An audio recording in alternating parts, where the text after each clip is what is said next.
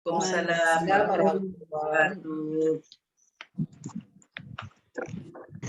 Kita hadiahkan Al-Fatihah pada junjungan Nabi Muhammad sallallahu alaihi wasallam. Ila hadratin Nabi Muhammadin sallallahu alaihi wasallam wa ala alihi wa sahbihi. Assalamualaikum. Alhamdulillah rabbil alamin wassalatu wassalamu ala asyrafil anbiya'i wal mursalin wa ala alihi wasallam.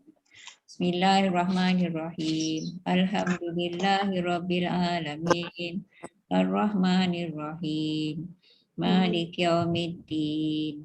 Iyyaka na'budu wa iyyaka nasta'in. Ihdinas siratal mustaqim. Siratal ladzina an'amta 'alaihim ghairil maghdubi 'alaihim waladdallin. Amin. Bismillahirrahmanirrahim. Alhamdulillah rabbil alamin hamdan yukafi ni'amahu yukafi mazidah. Ya Rabbana lakal hamdu kama yanbaghi li jalali wajhika wa azimi sultanik. Allahumma shalli ala sayyidina Muhammadin abdihi wa rasulihi nabil ummi wa ala alihi wa sahbihi wasallam. Ya Allah, terimalah dan berkatilah majlis ilmu kami pada hari ini, iaitu kelas hadis 40. Dalam usaha kami memahami hadis-hadis tersebut dan berazam untuk beramal dengan sebagai tanda rasa kasih kami kepada junjungan Nabi Muhammad sallallahu alaihi wasallam, Tuhanmu dan Rasulmu. Ya Allah, kami memohon darimu kebajikan dan kebaikan yang segera dan yang akan datang, yang kau ketahui dan kami tidak ketahui. Kami memohon darimu syurga dan apa jua yang boleh menghampirkan kami kepadanya dari percakapan, perbuatan, gerak hati dan keyakinan. Ya Allah, kami berlindung denganmu dari neraka dan apa jua yang boleh menghampirkan kami kepadanya dari percakapan, perbuatan, gerak hati dan keyakinan. Ya Allah, kami mohon dari kebajikan dan kebaikan apa yang dipohon oleh hamba-Mu Rasulullah Muhammad sallallahu alaihi wasallam. Ya Allah, apa yang Engkau tentukan ke atas kami sesuatu perkara, maka jadikanlah kesudahannya petunjuk. Ya Hayyu ya Qayyum ya Dzal Jalali wal Ikram. La ilaha illa anta birahmatika nastaghiitsu min azabika nastajiru la takilna nafsina tarfata ainin waslih sya'nina kullahu bima aslahta bis salihin.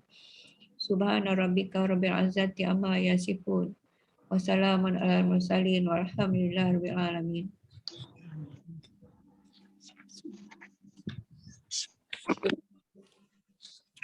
Alhamdulillah, kita bertemu lagi pada hari ini, sambung hadis 3. Hadis 3 tu pendek kan, tapi apabila kita teliti, kita perlu dapatkan huraiannya supaya kita lebih jelas. Pagi ini berkaitan dengan zakat juga ya, sebab saya nak buat rumusan. Minggu lepas kita dah sebut zakat ni ikut mana terbit.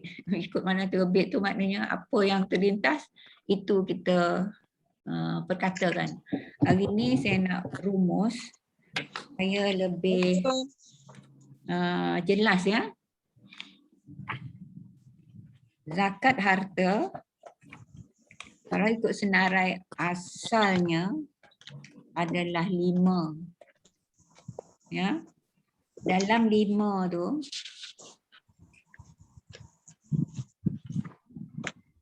emas dan perak nombor 1. Emas dan perak nombor 1. Dan kalau kita cari dari 5 ni, kita tak jumpa secara khusus mata wang ataupun duit. duit tu sebenarnya termasuk dalam emas dan perak. Sebab nilai duit berasaskan kepada emas dan perak. Sebab asal duit ni ada emas, ada perak. Kalau emas tu dinar kan. Kalau perak tu dirham. Jadi nombor 1 emas dan perak, termasuk di dalam emas dan perak tu mata wang ataupun duit yang digunakan oleh sesebuah negara. Kalau kita di Malaysia, duit kita RM lah, ringgit Malaysia. Dan emas ni pun nanti kita akan jumpa lagi macam-macam ya. Sama ada emas dan perak tu telah ditempa. Telah ditempa ni maknanya telah dibentuk ya. Seperti jongkong. Dan sama ada dimiliki secara langsung ataupun tidak. Dimiliki secara langsung ni maksudnya sekejap ya. Maksud milik secara langsung tu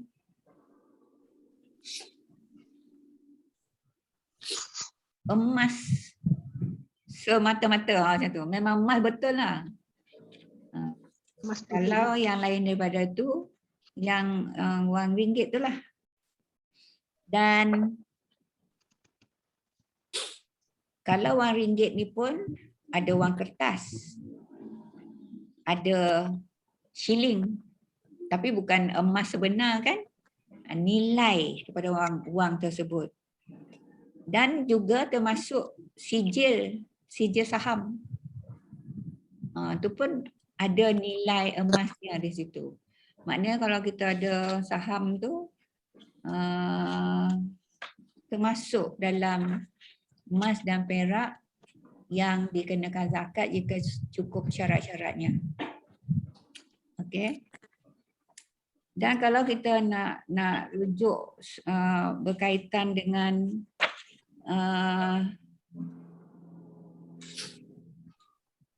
barang kemas. Dia sebut barang kemas kan? Tak kemas kenapa kan? Barang kemas tu kemaskan perhiasan perhiasan tubuh badan. Jadi barang kemas. Ataupun kita kata emas perhiasan. Tapi perhiasan, kalau emas perhiasan boleh jadi juga pinggan mangkuk. Perhiasan bentuk-bentuk benda-benda lain kan. Tapi kalau barang kemas tu maksudnya memang emas yang dipakai sebagai perhiasan.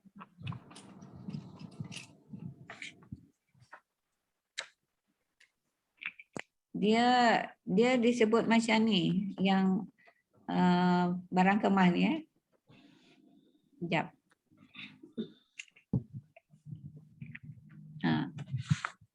Ayat dia tidak wajib zakat barang kemas. Ini yang saya nak fokus sikit ya. Tidak wajib zakat barang kemas. Barang kemas yang harus dikecualikan daripada zakat seperti barang-barang perhiasan wanita yang diperbuat daripada emas dan perak yang tidak sampai ke tahap berlebih-lebihan pada pandangan umum. Ni yang kita jumpa minggu lepas uruf katanya kan, pandangan umum. Begitu juga lah halnya cincin perak bagi lelaki. Hal ini adalah kerana kedua-dua barang kemas tersebut yang dijadikan perhiasan telah hilang sifat suburnya yang diizinkan oleh syarak menjadi harta beku. Yang wajib zakat ni harta beku, tak digunakan. Maksud beku tu tidak digunakan ya. Ada hadisnya yang maksud dia la zakata fil huli, tidak wajib zakat pada barang kemas.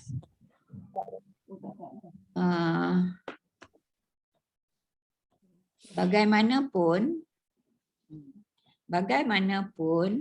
zakat tetap dikeluarkan bagi barang kemas, peralatan dan perhiasan daripada emas dan perak yang haram digunakan seperti perkakas atau perhiasan rumah dan barang kemas bagi lelaki kecuali cincin perak. Barang-barang tersebut walaupun telah hilang suburnya sebab digunakan tetapi sebab tersebut tidak diambil kira kerana menggunakannya adalah haram. Jadi di sini maksudnya barang kemas yang tidak digunakan. Bila tidak digunakan maknanya apa perkataan tadi?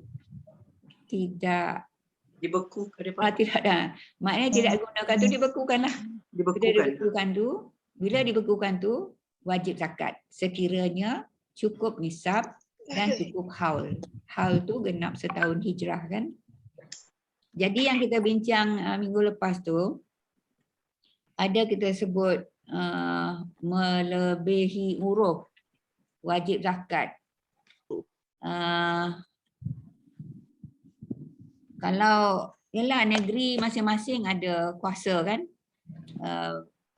sebab kuasa berkaitan dengan agama ni kan di bawah raja negeri masing-masing kan.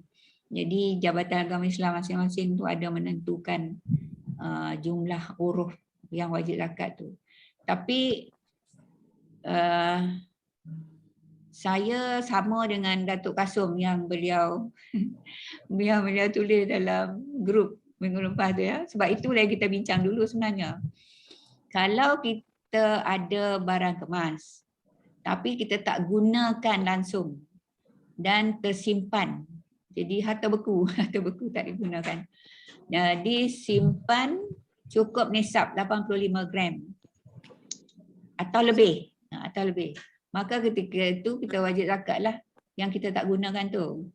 Tapi kalau ikut uruf macam yang Kamariah sebut Negeri Sembilan 200 gram kan Kamariah kan?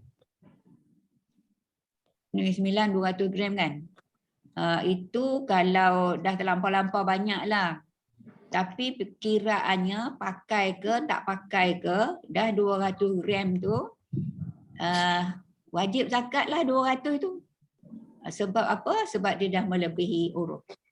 Tapi yang saya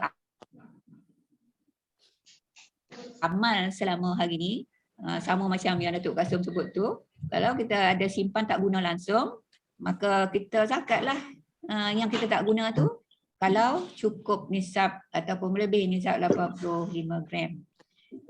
Tapi kalau separuh kita pakai dan pakai tu pun dia tu benda tu je lah yang kita pakai. Katalah orang tu ada berapa set tu sampai 200 gram tu. Dia punya pakaian barang kemas tu kan. Katalah 5 set. Sebab banyak sangat ni. Banyak sangat. Ada 5 set. Tapi yang dia asyik pakai 2 set je. 3 set lagi pun melebihi 200 melebihi 85 gram tu kan, maka yang itu kalau nak kira uruf 200 tu kena bayarlah semua zakat. Tapi yang saya amal sama macam yang Datuk Kasum buat, kalau 85 gram memang kita tak guna, tapi ada yang lain kita guna. Yang 85 gram itu dan lebih kita bayar zakat lah. Dan yang kita guna tu tak usah ambil kira lah sebab kita guna. Sebab dia tak. Jelas tak maksud saya? Jelas. Alhamdulillah. Itu yang saya nak fokuskan lah. Sebab kita boleh jadi keliru. Kenapa pula ada uruf, ada tak ada uruf negeri. Ada negeri ada uruf, ada yang 500, ada yang lagi banyak kan. Jumlah urufnya kan. Tapi semua tu berapa ada, pakai ke tak pakai, bayar zakat semua sekali. Tu kalau yang nak kira uruf. Tapi kalau nak kira asal hukum 85 gram bayarlah. 85 gram dan berapa lebih tu bayarlah kalau memang walaupun dia tu barang kemas tapi kita memang tak pakai, tempoh setahun memang tak pakai, maka keluarkanlah zakatnya walaupun lebih 85 gram. Itu kalau Assalamualaikum Kak. Ya. Assalamualaikum, boleh tanya? Waalaikumsalam. Kenapa berbeza negeri dalam limit limit yang dizakat tu, limit emas yang nak dizakat tu. Bukan omeh yang oi. Zakat fitrah pun berbeza. Ya. Sebab negeri-negeri di Malaysia ni, ketua agama dia raja. Dan raja ni yang menguruskan urusan tersebut pejabat agama lah. Jadi masing-masing ada kuasa dalam bidang agama negeri masing-masing. Jadi zakat fitrah pun beza. Cuba tengok bila dah nak puasa kan, keluar senarai zakat fitrah. Negeri Sembilan lain, Johor lain, Melaka lain. Ikutlah negeri masing-masing di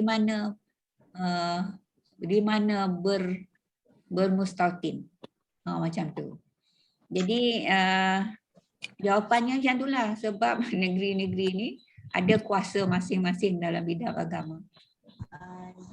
Tapi dia mesti ada asas pengiraan dia kan? Maknanya suka hati dia lah. Macam Kelantan dia tak ada yang uruf-uruf tu. Kan? Hari tu Kamaria kata, dia kata dia jumpa Kelantan 500 kan, tapi dia cari balik tak ada, Kelantan tak ada uruf. Maknanya Kelantan ikut itulah kalau 85 gram tak pakai-pakai. Satu lagi kan, barang kemas ni ada yang emas semata-mata, ada yang berbatu. Berlian. Diamond. Tak kira lah batu apa, tapi salut dia tu ataupun yang mencantumkan batu-batu tu emas. Yang itu dulu pernah saya dapat maklum. Sebab tanya orang zakat tu kan, kalau yang berbatu ni macam mana tuan? Dia kata berbatu tu dia ambil purata, tolak bawah batu tu. Berapa baki? Oh payah waktu kira tu. Kalau macam tu kan, pakailah yang berbatu tu. Jadi barang kemas yang tak masuk dalam simpan lah. Macam tu. Saya lah. Sebab kita buat benda-benda ni biar apa? Biar pastilah kan apa yang kita buat tu. Okey? Ustazah, tanya sekejap. Ya. Platinum? Platinum ni makna saya tak reti warna merah. Platinum tu Yang kalau kita cakap Melayu dia, kita cakap emas putih kan? emas putih. Saya rasa yang tu tak perlu zakat lah yang tu. Sebab dia salut Tidak dizakat. Bukan, dia lagi satu mineral. Mineral macam emas, berbeza daripada emas. Tapi tak dizakat yang tu. Sebab emas ni memang warna emas lah ya. Warna kuning. Memang pada emas. Tapi platinum tu dia lebih mahal tau daripada emas. Dia mahal. Harga pasaran memang macam itu. Sama juga dengan batu-batu permata kan lebih mahal harganya. Tapi kalau jual, harga tu tak ambil kira. Tak ada nilai. Tak ada nilai. Jual dia tak laku Ustazah. Dia tak boleh gadai. Tak boleh gadai. Tapi platinum orang lelaki boleh guna. Kalau lelaki boleh guna, makna dia bukan omeh. Bukan omeh. Omeh lah tu. Dalam kategori emas wanita lah. Ya tak? Suasa tak sah, tak masuk kan suasa. Suasa tak boleh. Emas dan perak je. Suasa tak kan? Suasa tak. Suasa ni dia gabungan apa entah dia campur-campur jadi suasa kan? Suasa ada campuran emas juga Kak? Yalah ada sikit. Oleh kerana dia campur dengan benda lain, jadi dia bukan emas tulen lah. Yang wajib zakat ni kena emas tulen. Tinggal lagi nombor-nombor tu 9 point berapa tu lah ya tu. Tapi omeh tulen lah juga kan. Omeh Kelantan lain 60 Okey ya. Yang kedua, binatang ternakan. Saya dah sebut itu kita ada 5 kan kalau di Malaysia lah. Tapi kalau di negara Arab tu dia tak ada kebau dah. Sampai berkubang tak ada. Dan di Malaysia ada kebau binatang ternakan. Kebau ni dia pair dengan lembu. Jadi kambing dengan biri, lembu dengan kerbau, itu unta. Kalau kambing, biri-biri, lembu, kerbau dan unta ni ternak selama setahun hijriah kan. Kalau kambing kau nak 40 atau lebih. Itu permulaan nisabnya. Lepas tu setiap nisab tu ada nilai apa? Ada dia punya list. Ni nak bezakan, ada yang banyak, ada yang sikit. 40, 60 misalnya kan. Umur yang nak dikeluarkan, umur binatang yang nak dikeluarkan sebagai zakat tu. Umur setahun lah, umur 2 tahun lah. Jadi yang umur 2 tahun tu mestilah harga dia lebih kan. Dan unta 5 ekor dah wajib zakat. Tapi bukan keluar zakat seekor. Yang mula-mula sekali 5 ekor ni seekor kambing. Macam tu lah. Sampailah jumlah unta tu 20 ke berapa. Barulah unta anak zakat ni.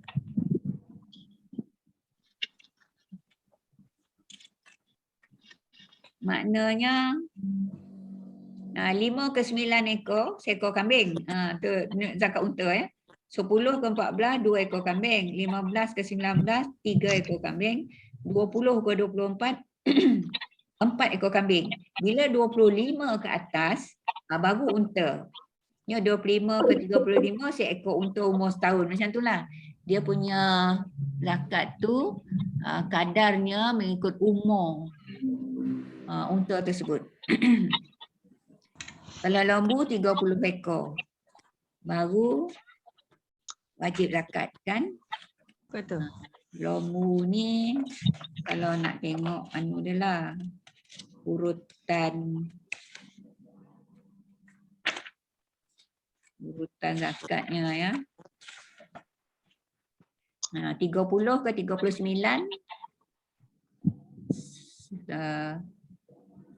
seekor lembu yang umur setahun. Kecil lagi lah kan.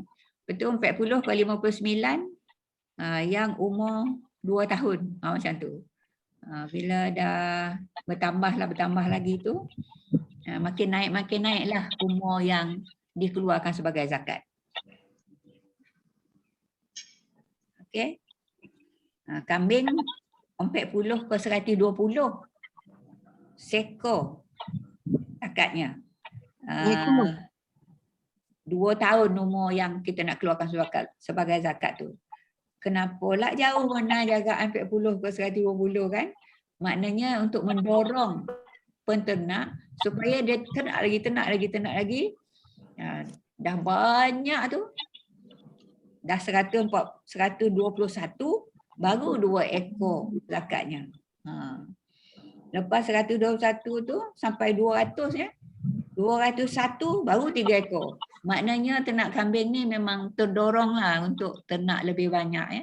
Sebab dia seperti tak adalah rapat benar bilangan untuk wajib zakat, tambah-tambah bilangan yang wajib dikeluarkan zakat. Okay. Yang lembu tu sebenarnya dia ada jantan betina tu kan? Ada. Jantan betina pun lain harga. Betina setiap mula 40.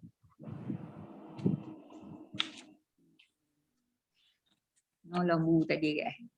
Kalau dulu lah ngajar dulu. Betul lah tu. Dia macam nama ni.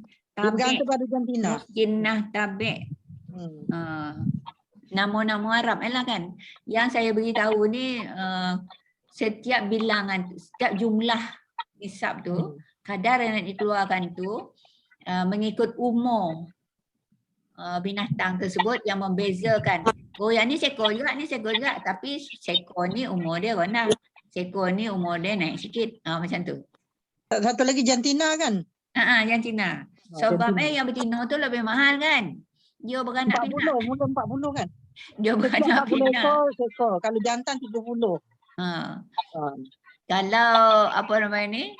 Kalau yang jantan tu dia seekor lah, kecuali ada partner dia kan. Tapi yang betina ni dia memang beranak lah. Dia boleh kembangkan lagi bilangan ternakan tersebut. Okey.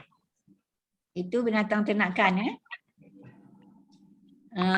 Yang ketiga, tanaman dan buah-buahan. Tadi emas perak ada haul. Binatang ternakan pun ada haul. Tapi tanaman dan buah-buahan tak ada syarat haul.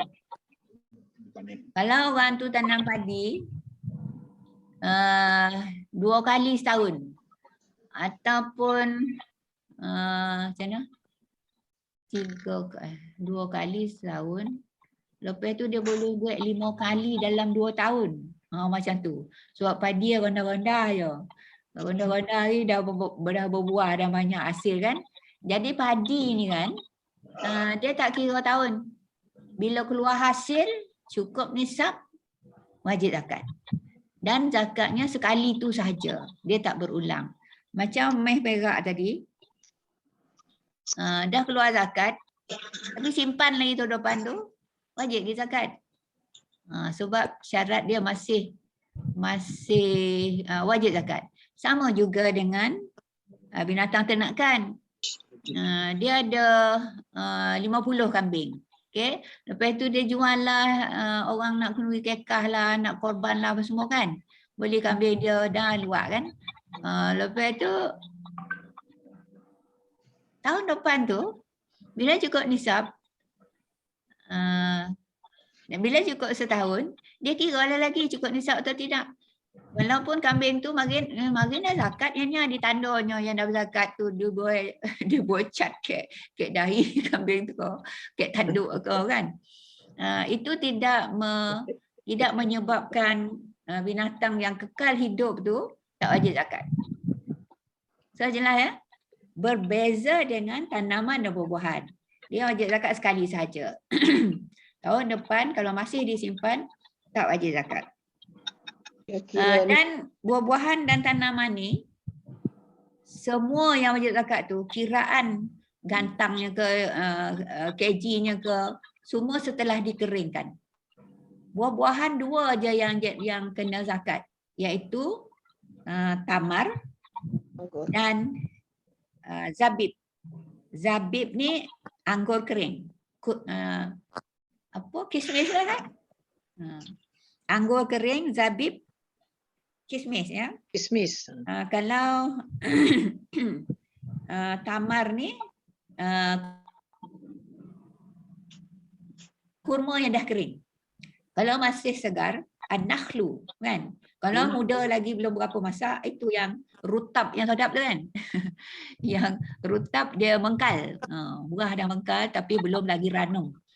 Kalau ranum an-nakhlu. An-nakhlu. Yang nak dikira jumlah cukup tidak berat atau sukatan ni setelah dikeringkan. Padi pun sama.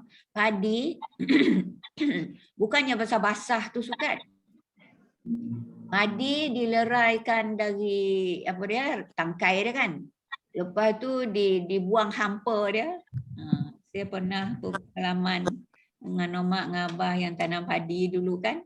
Tahulah tu padi tu bila dah dituai atau dibanting, dianginkan. Anginkan ni maknanya yang berisi ada isi dia, beras lah dalam tu kan. Yang berisi itu yang nak disukat nanti. Tapi dikeringkan juga dulu.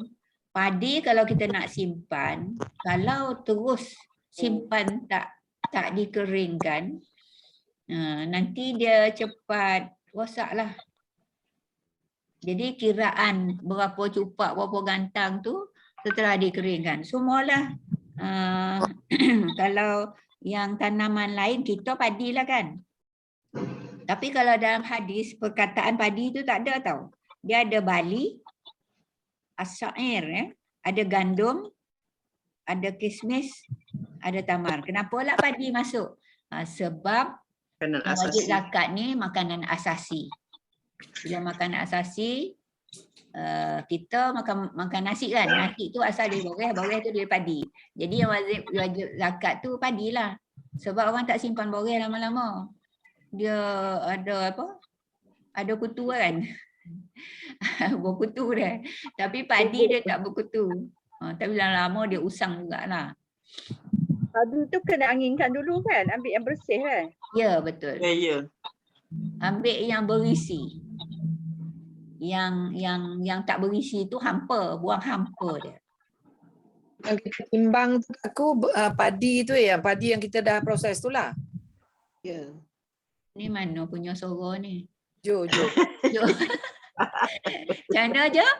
Padi yang kita timbang tu, kita nak bayar zakat tu padi dia tu lah. Padi je lah. Oh. Tak ada lah pula orang zakat padi bagi duit kan. Selama hari ni lah yang saya ada pengalaman. Apa Kalau nama dulu, dia? kalau Binatang ternakan tu boleh ganti dengan duit Kalau macam kata 2 ekor tu. Setakat ini kalau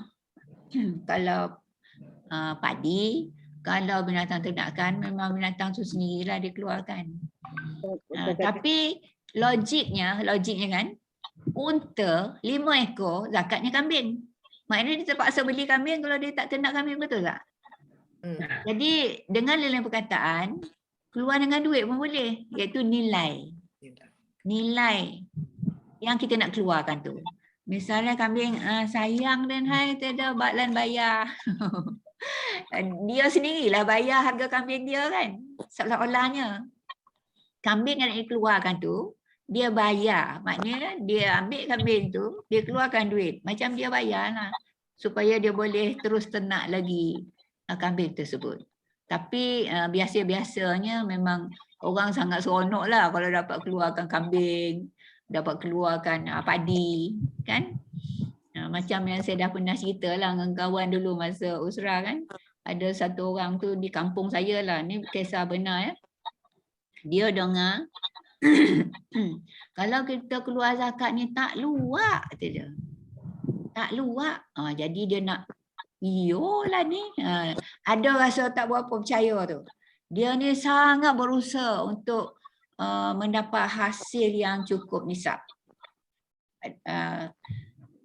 Kira orang kampung saya lah ya. Dia ni bila dah dapat hasil tu, dah bersihkan, dah buang hampa dia, dah keringkan ya, dia sukat. Sukat, wah seronoknya. Musim, dia tak tahu, dia tak kira tahun dia. Musim berkenaan cukup nisab. Bila cukup nisab, wah dia sukatlah berapa gantang yang dia nak keluarkan zakat ni, nak bagi fakir miskin ya. Orang-orang susah di kampung jugalah. Lepas tu, bila dah keluarkan zakat tu, dia sukat balik semula yang baki. Dia sukat balik semula yang baki. Dia kata, tak luak. Memang padi tu ada lagi. Dibuktikanlah semua keluarga dia buktikan. Masa sukat yang bermula berapa gantang dia ada. Lepas tu keluarkan berapa yang dia wajib keluarkan. Lepas tu dah keluarkan ni, dah hantar dah dekat orang-orang yang boleh terima ni, asnaf ni kan. Dia sukat balik, anak beranak dia lah, bukan buat seorang-seorang. Kalau buat seorang kan boleh keliru lah, boleh terlupa kira lah bersukan. Anak beranak dia buat kerja. Sukat duit semula, memang tak luak. Lepas tu, yelah arwah mak saya ni tempat orang report apa-apa dah kan. Sebab yang beritahu tu pun, dia lah yang beritahu. Kalau kita berzakat ni tak luak, tu ayat mak saya lah tu. Jadi dia terus beritahu mak saya, dia kata, memang ya betul kau cakap, dia kata. Apa nama ni, dia dah cukup nisab, dia dah keluarkan dah zakat ke orang yang boleh terima tu. Lepas tu dia sukat balik, anak beranak lah, sukat balik. Tak luak, dia kata, macam tak keluar zakat lagi. Memang betul lah kata dia, kalau kita berzakat ni tak luak. Tak luak tu maknanya tak ada apa yang kita rugi.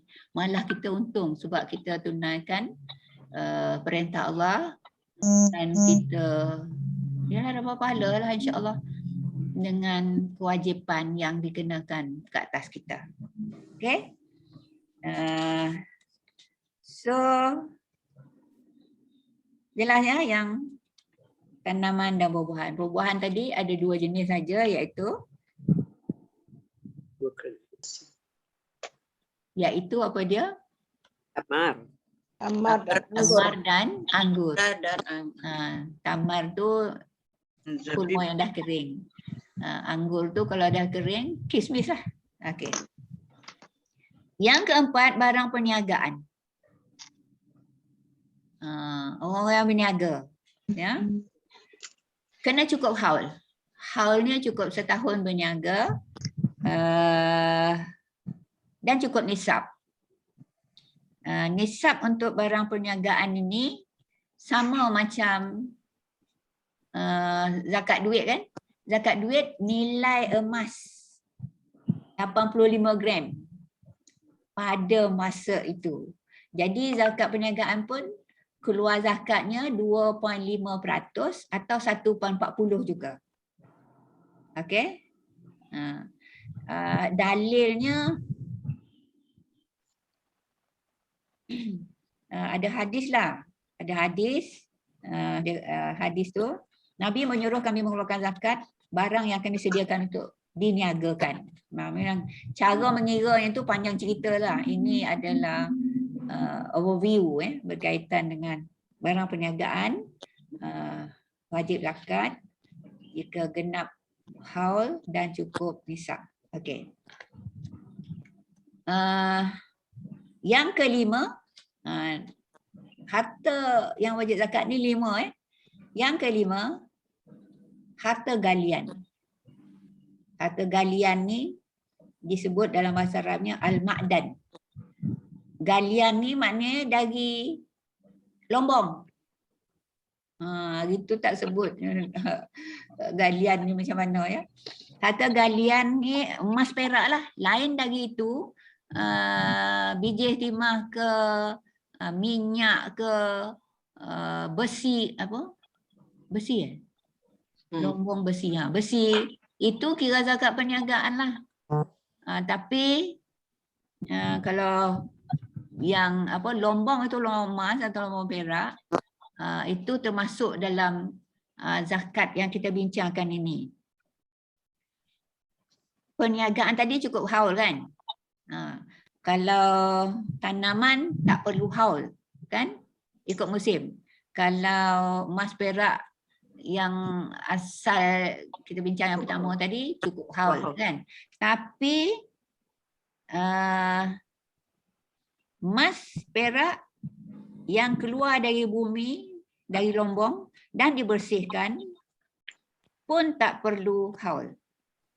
Dia wajib zakat selepas didapati cukup nisab dan telah dibersihkan lah. Cukup nisab. Dan emas perak yang dari lombong ni,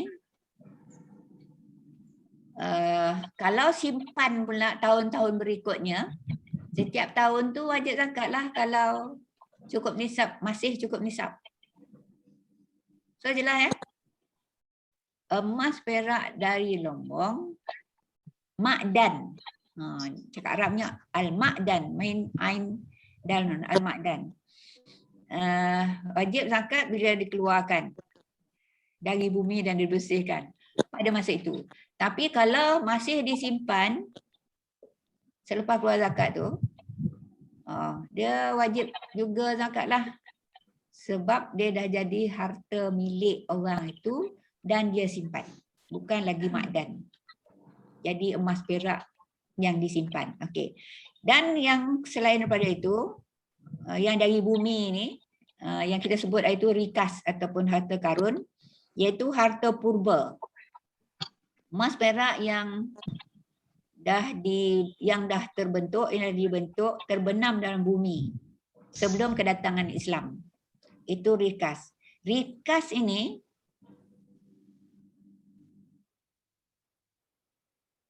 zakatnya banyak.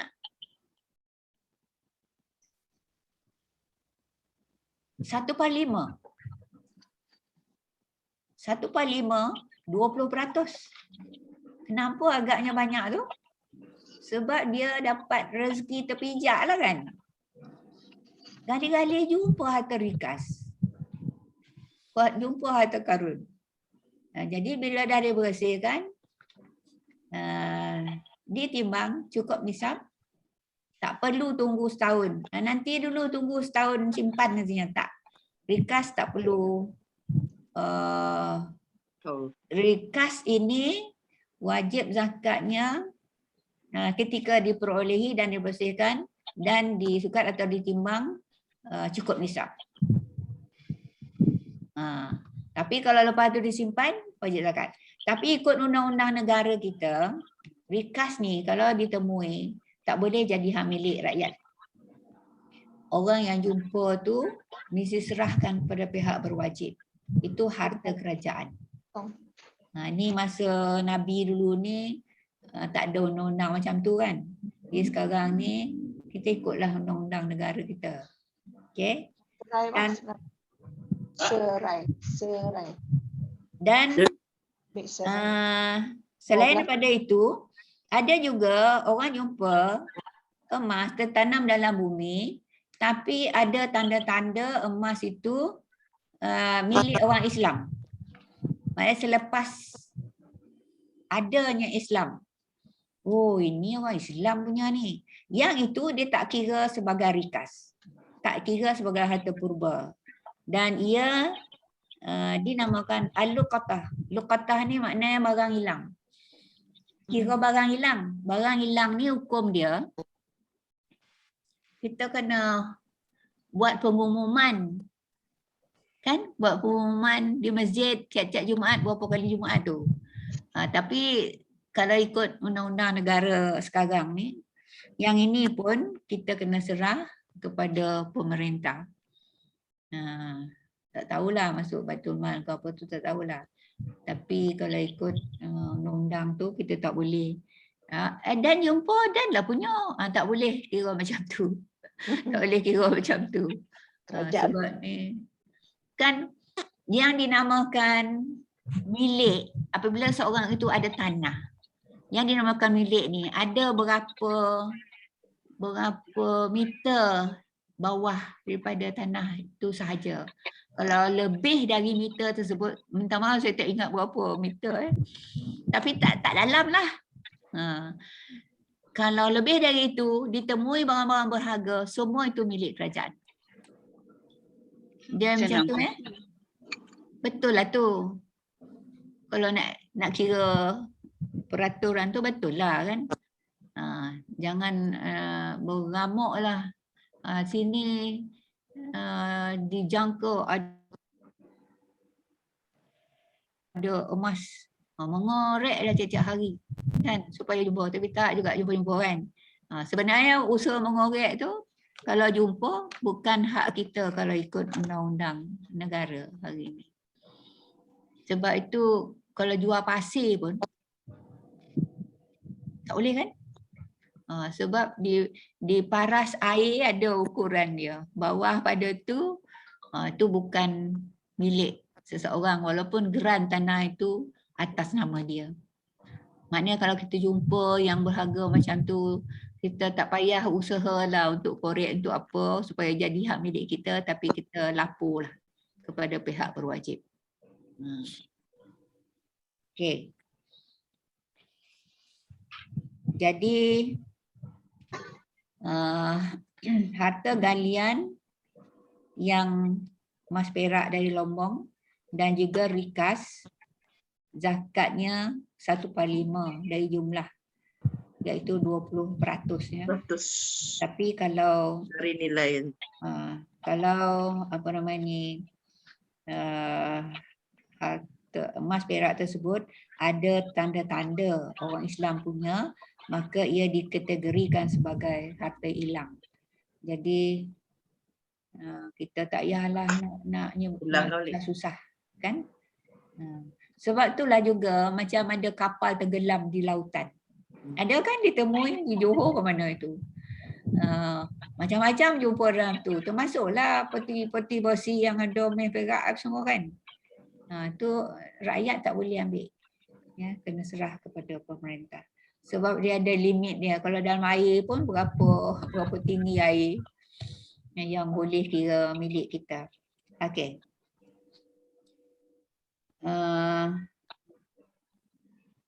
Kalau emas perak biasa tadi tu 85 gram emas perak, saya ada tulis hari tu Kamariah, tapi entah yang mana satu saya tulis sebab Kamariah ada bagi 2 kali kan gram untuk dirham tu, untuk dinar tu. 595 kat aku.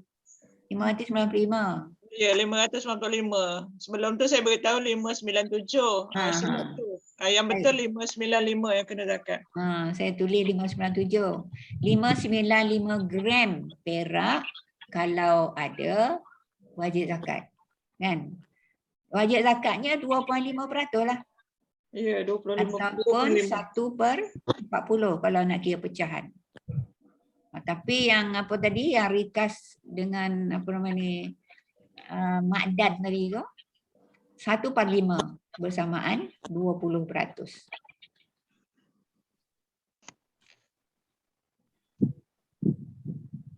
Yang tanaman dan buah-buahan tadi lupa nak sebut nisab dia. 5 ausuk. Ausuk ni gantang Baghdad ke macam itulah dalam kitab tu tulis kan. Kalau nak kira gantang negara kita ni 60 gantang. Keluarkan zakatnya pula ikut keadaan masa menanamnya. Kalau pengairan padi, tanam padi tu hanya tak keluar apa-apa modal. Misalnya air memang, sungai memang lalu kat situ. Empang sungai tu masuklah air ke dalam sawah tu. Maknanya tak ada keluar belanja yang besar kan. Kalau macam tu keluar 1/10 dari hasil padi tu kalau kita tanam padi kan. Tapi kalau pengairannya terpaksa dibayar, diupah dan sebagainya, yang tu zakatnya 1/20 sebab dia dah banyak keluar belanja kan. Jadi zakat 1/20. 1/20 ni lebih sikit lah banding dengan 1/10 kan. Ya tak? Ni kira ni macam tak apa jalan. Makin kecil pembawah dia, makin besar pembawah dia, makin sikit jumlah kan. Betul. Okey. Kalau pengairannya berbayar ataupun berupah 1/20 zakatnya. Tapi kalau air free je, air hujan, air sungai lalu, empangnya kan, yang itu 1/10. Okay. Dalil yang tanaman tu tak ada haul ya. Ada ayatnya wa'atu haqqahu yauma hasadi, dan keluarkan haknya atau zakatnya pada hari menuainya. Macam tu lah. Musim menuai. Musim menuainya. Kalau 5 kali dalam masa 2 tahun, 5 kali musim tu cukup nisab, dia belah zakat. Ada pula saya terbaca berzakat melalui pemerintah. Yang kita ni lah ada pusat zakat kan. Dia ada hukum main saya nak bacakan. Saya baca, macam ni tu. Dia ada harta batin, ada harta batin. Satu lagi harta apa? Harta zahir. Zahir lah. Mana dah saya jumpa? Lawan ni zahir. Tak pula ditandun. Harta zahir, harta batin. Sedap pula nyebut ada harta batin lah. Pasal tak pernah nongang kan? Biasa dengan nafkah batin. Itulah tu. Nafkah zahir, nafkah batin. Pandai Pak.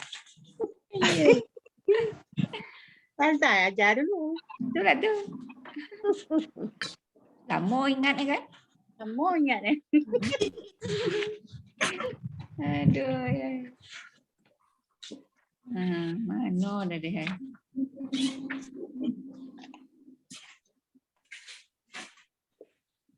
Apa nanti saya jumpa, saya WhatsApp dalam grup lah. Saya pula mencari Apa tadi tanda tu malam tadi jumpa tu. Lupa nak tanda. Aduh, ya.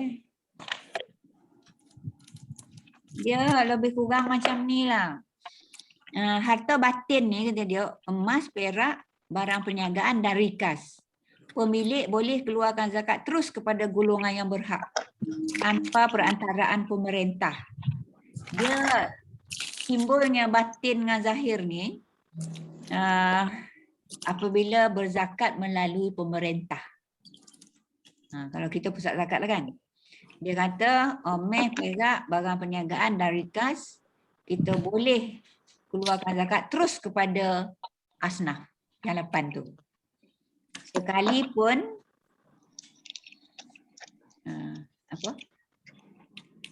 tanpa perantaraan pemerintah, sekalipun dia orang yang ada harta batin ni dituntut berbuat demikian. Walaupun ada arahan ya supaya kita berzakat melalui pusat zakat. Lepas tu ini dalam kitabnya ni. Yang Fiqh Manhaji yang saya kata Datuk Mufti di antara penterjemah dia jilid 2 ya. Lepas tu malah pemerintah tidak harus menuntutnya kerana harta itu adalah harta batin. Pemiliknya yang lebih mengetahui keadaan dan jumlahnya. Maknanya kan kalau kita ada emas kita nak keluar zakat, tahu kita nak bagi zakat emas kita tu ke asnaf yang kita pilih. Tak ada masalah lah. Maknanya zakat kita tu tak sampailah ke kerajaan sebab kita dah ada.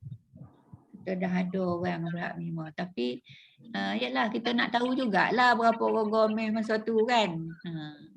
Wang simpanan tu Zaza? Wang simpanan. Termasuklah dalam emas. Dalam emas kan? Okey. Sebab wang tu dalam emas dalam perak dia punya kan. Lepas tu harta zahir harta zahir ni tak payah nyuruh kan. Macam itulah. Orang lain pun boleh tolong kira. Yang emas perak apa tadi? Perniagaan, rikas, kita yang tahu ngira kan, tapi kita bukan nak nipu, bukan nak sembunyikan. Kita nak keluarkan zakat. Tapi kita tak terikat dengan mesti lapor kepada pemerintah. Macam tu. Yang zahir ni memang zahir. Orang nampak, orang tahu, orang pun boleh tolong kira iaitu binatang ternakan, tanaman dan buah-buahan, galian. Galian yang makdan tadi. Galian ni lombong emas lah. Ya? Emas yang di lombong. Emas atau perak yang di lombong. Itulah dah. Itu saya punya rumusan ya. Rumusan berkaitan dengan zakat. So tak payahlah hantar kat grup lagi ya. Sebab dah jumpa. Rupa saya ada tulis. Ada tulis dalam nota. Kan tak ada carilah muka surat. Patutlah tak jumpa muka surat tu. Sebab dah tulis ya. Dan seterusnya pengagihan zakat tu beza antara fakir dengan miskin. Fakir katakan dia perlu RM10, dia dapat RM3 je ataupun RM1 pun tak ada. Itu yang makan nasi, tak ada nasi, bubur, lepas tu bubur kicap ataupun bubur garam. Tu fakir lah tu. Kalau miskin, dia perlu RM10 tapi dia ada RM8 pun boleh termasuk dalam asnaf. Ya. Janganlah pula bila ambil gambar, lawa baju dipakai kata dia. Kan tudung apa? Ke tudung mahal nampak rupa orang bori. Itulah yang dia ada. Kita tak boleh nilai dengan sekali lihat sahaja. Betul. Ya. Macam tu lah, macam yang Abid Liu pergi bagi bantu orang kat Kelantan pun ke Kedah tu. Wah keluar masing-masing. Lawa baju kata dia. Ada lah yang macam tu kan.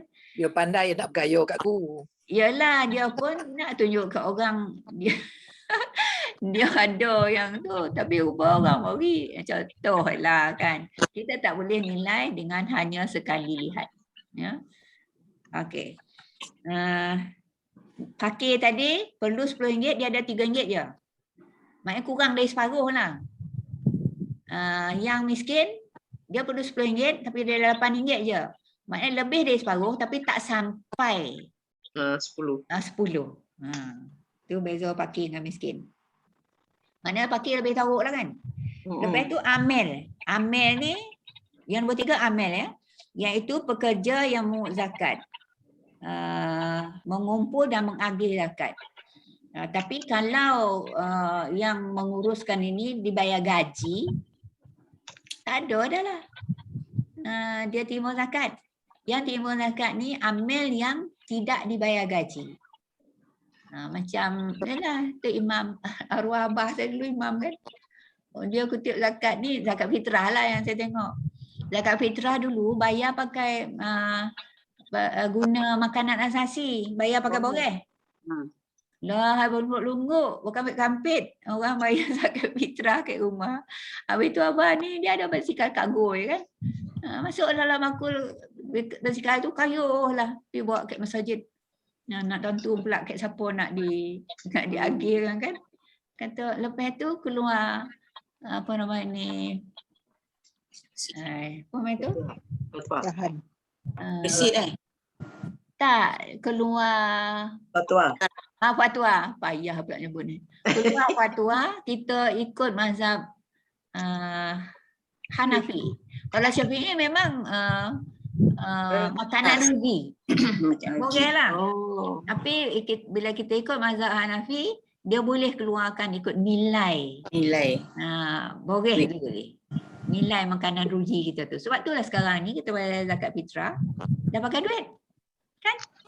Jadi masing-masing nori, tontonlah nori dia berapa ringgit. Okey. Yang seterusnya mu'allaf. Mu'allaf ni orang yang baru masuk Islam untuk dijinakkan hatinya. Hari tu kita dah cari kan tempoh berapa lama kira mu'allaf ni sampai mati ke? Tak. Mu'allaf sampai mati pun. Taklah. Dia layak terima zakat maksudnya tu. Layak. Itulah. Jadi ada dah ketetapan. Kalau Negeri Sembilan dengan Selangor dalam tempoh 5 tahun. Kalau lepas 5 tahun tu, dia ni miskin. Miskin sejak nasal miskin. Atau tiba-tiba jadi miskin. Dia PKP kan, ada pendapatan dah tak ada pendapatan. Tiba-tiba dia miskin. Maka dia masuklah dalam yang dan terima. Masuklah dalam golongan miskin. Dia masih boleh terima zakat. Tidak lagi atas nama mu'allaf. Negeri Sembilan dengan Selangor 5 tahun. Lepas tu Pahang 7 tahun. Pahang 7 tahun.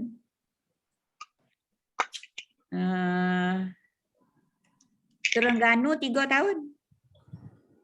Orang Terengganu 3 tahun je. Nun. Mu'allaf 3 tahun je boleh terima zakat atas nama mu'allaf lah. Lebih pada tu dah tak mu'allaf dah. Kecuali dia kalau masih miskin. Ataupun tiba-tiba miskin kan. Okey. Lepas tu ada satu lagi negeri. Sabah. Sabah antara 5 ke 7 tahun. Ikut keadaan orang tu. Lain dari Sabah, lain dari mana tadi? Pahang, lain dari Terengganu, Sembilan dan Selangor. Tak ada tempoh. Ataupun belum ada tempoh. Jadi dia kaya ke apa, layak dia terima. Sampai mati. Sebab itulah ada pendapat yang mengatakan perlu ditempohkan untuk mu'allaf ini. Bukan seumur hidupnya boleh terima zakat. Yang seterusnya hamba al-mukatab. Hamba ni nak kira sekarang dah tak ada kan. Asalnya dulu kenapa hamba ni diberi zakat? Kalau dia berkeinginan untuk membebaskan diri dengan bayar kepada tuan dia, ada istilah itu pampasan bayar bayarlah kalau kata tuan dia, kalau kau bayar sekian kau boleh bebas. Dia mana nak cari duit ni kalau dia tak ada, memang asal memang tak ada duit. Dia kerja dengan tuan ni, hamba bekerja dengan tuan mana dia bayar gaji. Sebab itu siapa-siapa yang bekerja dengan mana-mana orang, termasuklah kita ada orang gaji kan. Orang nama pun orang gaji, kita bayar gaji. Kalau bayar gaji tu bukan hamba, sebab itu orang gaji jangan dijadikan hamba. Kan? Ataupun lebih dari hamba. Sebab dia bekerja dengan gaji. Jadi padankan kerja dia dengan gaji yang dia terima. Jadi kalau kita ada orang gaji tapi kita buat dia jadi hamba, maka kita salah. Orang hamba ni, kalau dia nak bebaskan dirinya dengan bayar kepada tuannya, katalah dia mengadu. Saya nak bebas tapi sekian-sekian tak cukup lagi. Duit saya ada nyak-nyak je. Tak pek nak bayar kat tuan ni kan. Jadi orang macam ni kalau dia mengadu, mesti mengadu dah juga kan. Kau tak mana nak tahu. Kau nak tanya, kau tak nak bebas kau? Kau dah pek duit dia, kau nak bebas kau? Tak ada lah pula macam tu kan. Ni zaman dulu lah dia mengadu dan dia apa nama ni boleh dibantu dengan wang zakat. Tapi ada juga macam dalam kitab kocik kita ni, kitab comel kita ni, dia sebut kat situ rikab golongan yang terbelenggu. Hamba lah maksudnya kan. Sekarang ni ada tak orang yang terbelenggu? Orang yang dalam jail tu bukanlah dia terima hukuman kan. Orang terbelenggu ni macam tu lah. Ada orang ambil orang bekerja tapi dia tak bayar gaji. Dan tak boleh lopeh. Tak boleh bebas. Sebab pasportnya apa dipegang adik tuan ni. Ataupun gaji kau ada, dah masuk dah dalam kawan. Tapi tengok kawan tak ada pun. Kan? Maknanya dia terbelenggu lah tu. Kalau macam itu, orang ni pun boleh termasuk dalam rikab. Itu orang yang boleh terima zakat. Ya? Boleh terima zakat. Dia tak bebas. Dan seterusnya, orang yang berhutang. Berhutang ni kerana benda-benda halal. Kalau berhutang kalah judi, tak boleh. Kalau berhutang apa nama ni? Yang haram-haram lah. Berhutang lebih-lebih pun lah. Hutang situ, hutang sini. Sampai PKP dah tak dapat nak bayar semua kan. Kalau berlebih-lebihan tu, walaupun halal, payah jugalah. Tapi kalau memang halal, dia nak bebaskan diri dari hutang, boleh mohon kepada pusat zakat. Ya? Tapi syaratnya halal. Nak tanya, orang yang dia masuk macam pelaburan, macam dia tak tahu yang tu pasal peram. Jadi dia berhutang kan. Tiba-tiba orang tu lari pula. Dah ada banyak hutang ni. Jadi adakah dia berhak menerima? Tengoklah apa yang dilabur tu halal ke tak halal. Macam misal katalah dia pada dia halal lah, misal katalah dia ada misal kata hari tu misal kata nama dia sedap lah kan, misal kata lumbung emas, kata dia nak melabur dengan lumbung emas.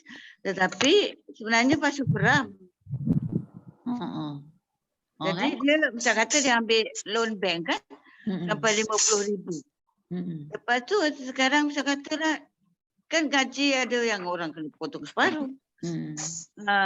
Tu balik semula minimum. Jadi macam mana tu? Adakah dia berhak macam tu? Nak kata berhak tak berhak tu kita kena refer lah dengan pejabat agama. Sebab kalau kita, sebab benda macam tu kan, kalau dikaji-kaji memang penipuan kan. Bila penipuan, yang melakukannya tu buat benda haram kan. Yang melabur ni macam mana? Tu saya pun tak tahu nak jawab tu. Kena refer lah kepada pejabat agama. Ustazah, Ustazah yang berhutang ni, yang kita baca dulu-dulu daripada sekolah tu, dikata yang berhutang kerana dia mau nolong orang lain untuk membeli makanan. Kan? Ya. Dia tak dibenarkan kepada orang yang berhutang untuk persendirian, macam berhutang kereta ke rumah ke dan sebagainya. Dia khas untuk orang yang terpaksa berhutang kerana membantu orang lain beri makanan. Itu yang memang saya ingat tu. Asal saya tu. Itu asal hukum tu dulu. Dan termasuk jugalah yang ada dalam ingatan saya, misalnya ada banjir. Banjir, ya Allah, orang nolong tak ada, dia jauh dari pusat bantuan semua kan. Lepas tu orang ni tahu dan dia ada duit ni. Duitnya pun dah habis dah pula dah nak nolong, nak beri makan semua bantuan ke orang yang terputus dari dapat dihubungi oleh pihak pemerintah ni kan. Jadi dia berhutang.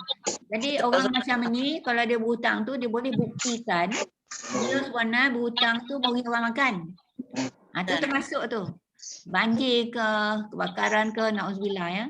Ataupun musim panas apa? Kalau hujan tu Kemarau. Kemarau pun tak dapat nasib baik ada nak menggit-menggit ni. Musim kemarau. Sawah pun padi tak hidup. Sawah tanah kotak-kotak. Tak berair kan.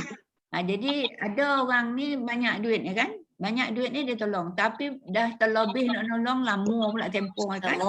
Dia pun berhutang.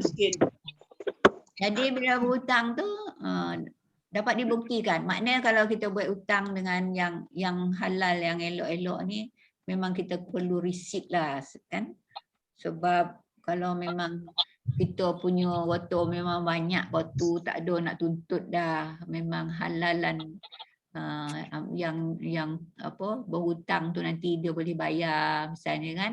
Tu terserahlah, tapi ada ruang untuk orang yang berhutang buat baik ni, untuk buat tuntutan kepada pengurusan zakat.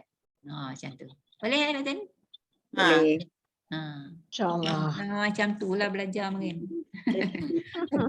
tapi dalam kitabnya juga lah yang saya cerita tadi tu.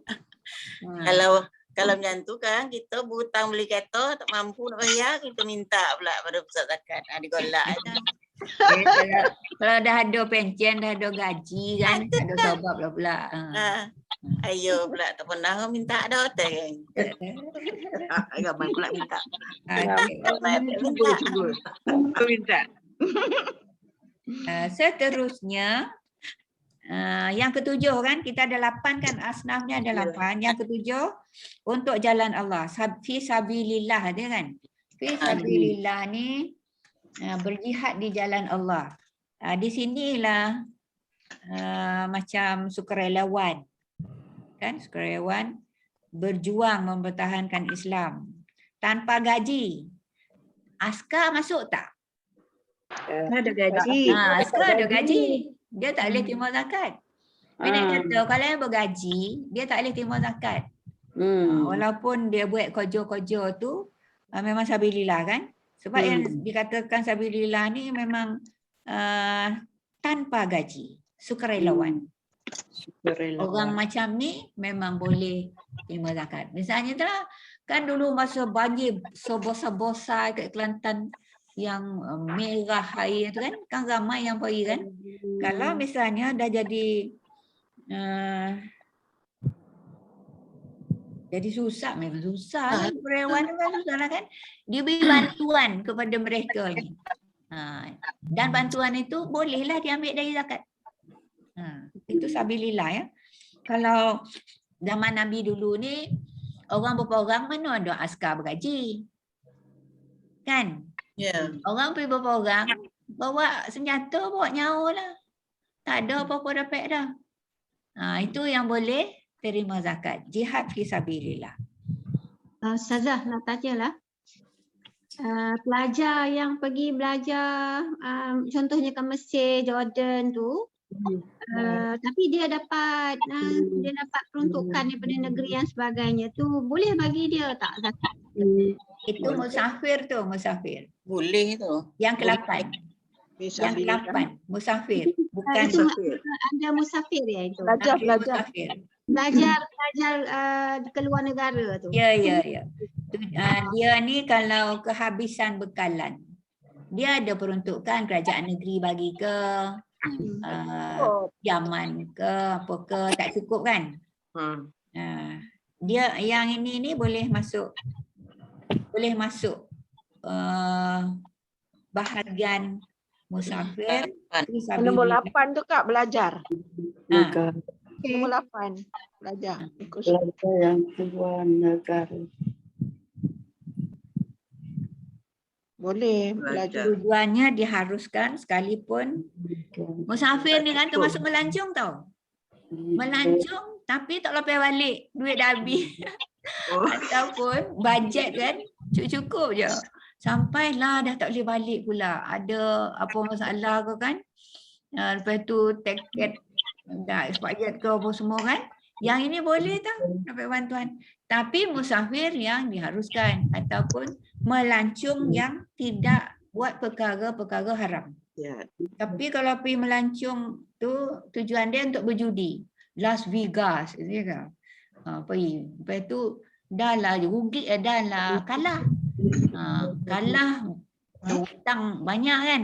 Oleh kerana yang dia buat tu benda haram, tak layak terima zakat. Okey. Tu Sabilillah tadi. Ada lagi kan untuk banner masjid, banner surau. Banner apa balai raya. Untuk kebajikan. Kebajikan untuk awam. Itu sabilillah, termasuk dalam sabilillah lah. Okey. Balik ke kitab kecil ni. Tunaikan haji tu semua orang dah buat haji, buat umrah kan. Ni tak payah cara lagi lah. Semua dah pandai, dah laksana kan. Adakah apa-apa nak timbulkan dalam haji ni? Wajib menunaikan ibadah haji di Makkah apabila mampu. Semua dah beres kan? Apa khusus nak mengerjakan haji dulu tu, ya Allah lama tiap Sabtu berulang pun saja kan. Itu ada gak yang 2-3 kali. Tapi umrah ada yang pergi lagi banyak kali kan. Okey. So kalau buat haji itu selesai, puasa lah dalam kitab ni. Dalam bab puasa ni lagi sikit lah. Wajib berpuasa pada bulan Ramadan. Sesiapa yang mengingkari salah satu daripada rukun Islam tersebut, 5 semua lah kan, maka dia bukan seorang Muslim. Dia tak Islam. 5 tu, kalau 1 je dia tak buat, tak ikut, tak amal, maka dia bukan seorang Muslim berdasarkan ijma' ulama'. Mengikut ulama' keseluruhan, dia jadi tak Islam. Tapi macam haji tu, kalau tak cukup syarat, sebab haji ni ada juga syarat dia kan, kemampuan. Mampu fizikal, mampu keuangan. Mampu keluarga juga. Keuangan tu bukan dia pergi balik dan diam di sananya. Anak-anak tinggal yang di bawah tanggungan. Jangan tinggal sikit. Sampai jual baratur lah rumah lah. Abang nak pergi ni, abang nak pergi. Kau pokok kau lah kata dia. Pandai-pandai kau nak hidup. Itu bukannya wajib haji ya tu. Ada juga orang dia jual kotor kan.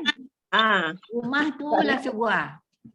Ni rumah dia nak jual ni kata dia. Dia nak pergi haji. Dia nak mati kat Sanun. Wah, dia lah nantu. Dekat Sanun. Sekali dah sampai time balik, hidup lagi. Panjang umur. Sana balik nak ke mana orang tu, rumah dah jual. Kan? Orang macam tu tak wajib haji. Lagilah pula sekarang ni kerajaan Saudi kan dah limitkan jumlah. Pasal ramai pun nak, semua orang mampu kan. Bukan semua orang mampu, majoriti dah memang berusaha lah kumpul duit dan sebagainya untuk menaik haji. Tapi bila dah limit sekian tahun, hanya sekian sahaja dari negara berkenaan kan, termasuklah negara kita. Jadi halangan di situ bukannya dek duit, bukannya dek tanggungan, bukannya dek masa, tetapi halangan tu ada kota kan. Sebab tu orang yang dah pergi sekali tu wajib haji ni sekali ya kan. Orang yang dah pergi sekali tu tak payahlah nak pergi lagi. Kesianlah ke orang yang tak pernah pergi lagi. Kan? Sepatutnya ada 40,000 sekarang ni. Pergilah umrah je, pergi umrah. Pergi umrah. Hadiah kan ke orang yang tak pergi lagi kan Kak? Beri pada orang yang belum pergi. Iyalah, macam itulah. Yalah. Sebab Banyak kalau tu kita bagi ke orang yang belum pergi.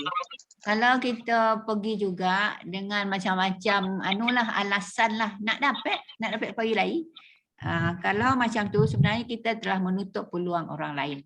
Bukan pahala yang kita dapat tetapi dosa. Sebab kita dah pergi, dah buat. Amak dia. Nabi pun sekali yang mengerjakan haji. Kan? Terus haji wada kan? Tapi umrah tak adalah pula limitnya sebab dia sunat kan? Haji ni wajibnya sekali saja. Kak nak tanya. Orang yang pergi haji 2-3 kali ni, dia kata dia tak ganggu hak orang lain pasal dia ambil package yang eksklusif tu kan. Yang orang lain tak mampu. Yalah. Kalau 2-3 kali, sekali daripada 2 dan 3 tu. Hadiahkanlah, sedekahkanlah. Betul yang tak mampu tu lebih baik. Ya. Orang tak mampu.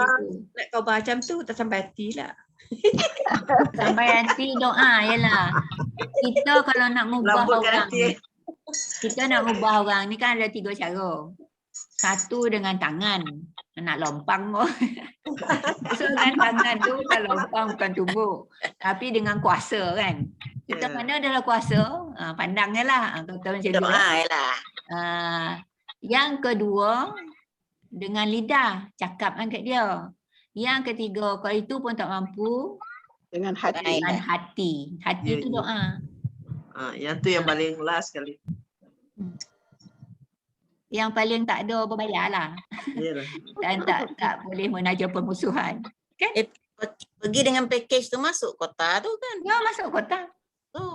Sebab package pun dia daftar dengan tabung haji. Yang buat package tu daftar dengan tabung haji.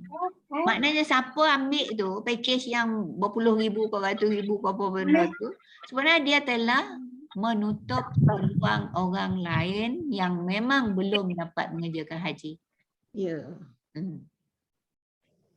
Dah habis lah kan? Dah. Kalau dah habis, kita bergambar dulu. Tunjuk muka masing-masing.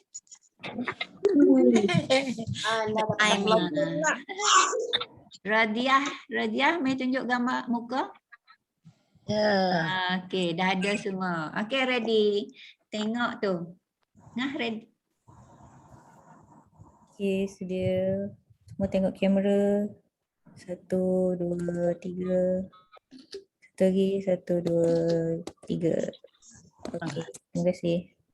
Okey, kita tutup majlis kita ni. Pertama baca surah Asri, lepas tu tasbih kafarah dan lepas tu selawat. Okey? Tinggal dekat situ je you punya apa? Okey, kita baca tasbih kafarah. Baca surah Al-Asr dan tasbih kafarah dulu. Bismillahirrahmanirrahim. Wal 'asr.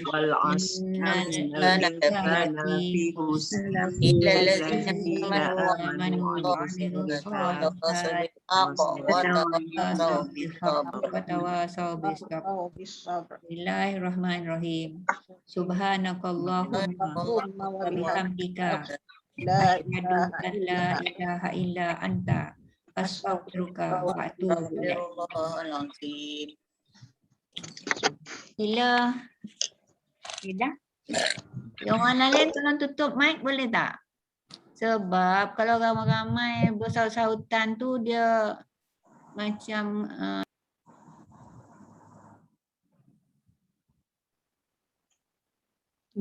Akak tutup mic akak buat apa?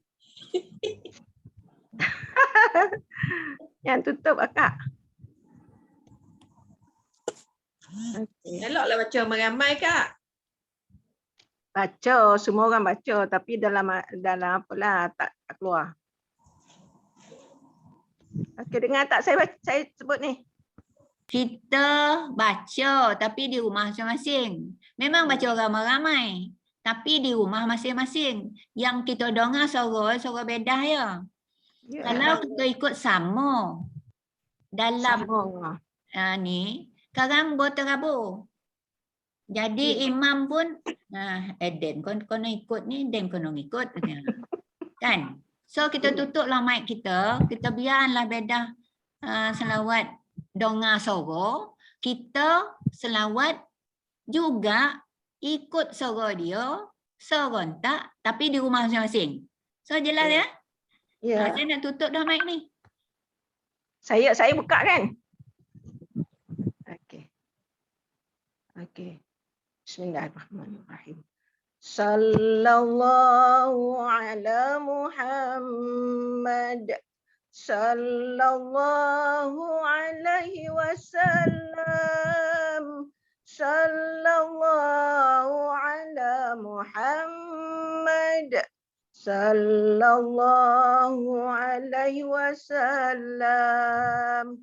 Ya Nabi salam alaika, ya Rasul salam alaika, ya Habibu salam alaika, salawatullah alaika. Sallallahu ala Muhammad. Sallallahu alaihi wasallam. Sallallahu ala Muhammad. Sallallahu alaihi wasallam. Allahumma salli wa sallim wa barik alaihi. Sadaqallah. Terima kasih semua. Terima kasih. Dadah. Assalamualaikum.